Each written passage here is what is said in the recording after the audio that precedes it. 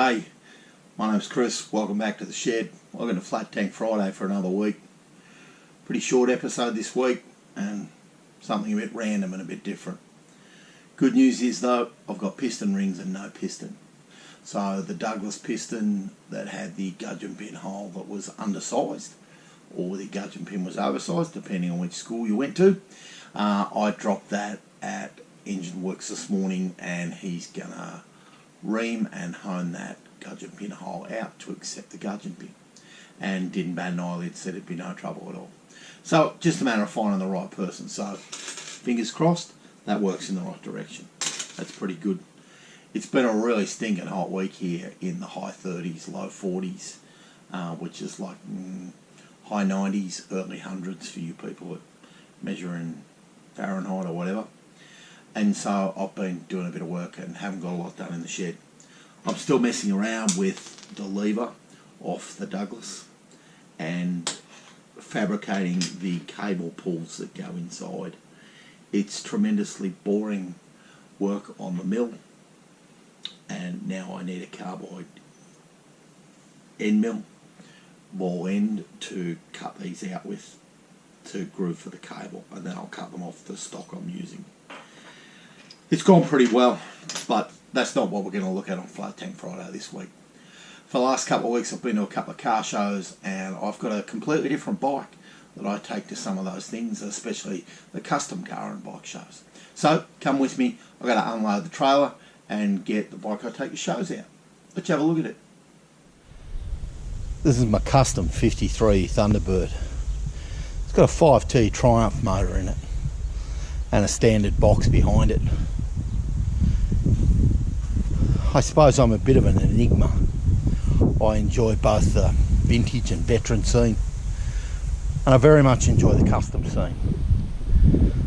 This bike came to me not as a complete bike, so for the rivet counters amongst you, don't stress that I cut up a real bike. Actually never cut it up. Came to me as a frame, a gearbox and an engine. The engine had been rebuilt by a friend, so I knew the engine and I knew the box. The frame turned out to be pretty good, and I sort of built the bike from there. The bike's got a 4-inch under DNA Springer front end. It's got an aftermarket hardtail on it, although this was a hardtail frame. The hardtail's got a 6-inch stretch and a 2-inch drop, and it sort of makes the bike sit pretty well to the ground. No, it's not very comfortable to ride before you ask, but it does ride okay. It goes pretty well. The stock motor is a stock motor, runs pretty good. 21-inch front wheel, 16-inch alloy rear wheel. It was custom made and put together out of components. For me, some of the highlights of the bike are the pipes that were made here by a friend in Colac. The finned gearbox cover and engine cover are really unusual. Yes, they did cost. A guy in Melbourne, 2 hours east of me, sand cast them, put them together. It's had a 12-volt conversion with an Alton dynamo. It's got twin Amel carburetors sitting on Morn racing manifolds. A friend tuned them. Joe Hunt magneto sitting in the bottom there, functions perfectly. It's got a hand finished seat, a Cole Foster style tank with a pop-up headlight, a pop-up gas cap, sorry. A very tightly fitted ribbed rear guard that came from Lowbrow Customs in the States.